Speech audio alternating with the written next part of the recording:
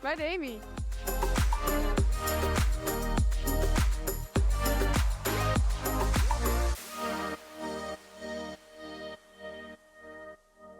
Wij zijn hier bij de tennisclub van Veenwouden. Wat gebeurt er deze week hier precies? We hadden bij tennisvereniging van de week een open toernooi.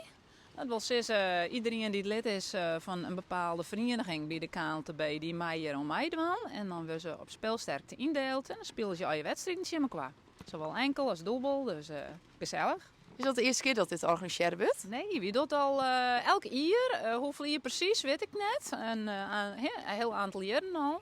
En de meesten komen hier ook altijd graag weer om. Dus dan ben ik een prutse spelers die het vorig jaar meiden en die het nou zijn van, nou, we komen ook weer in Veenwouden te tennissen. Je houden even lekker rust. Hoe gaat het? Ja, het gaat wel aardig. Ja, we stonden met 3-2 voor, dus we stonden eerst wat achter. Maar ja, het gaat wel goed. Dus je gaat voor de winst? Wij gaan absoluut voor de winst. Ja, doe je dit al langer, al een aantal jaren? Of is dit de eerste keer?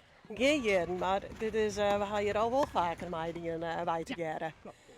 Ja, het is gewoon heel gezellig, leuk om te zien andere mensen te spelen, andere mensen te meten, emotie.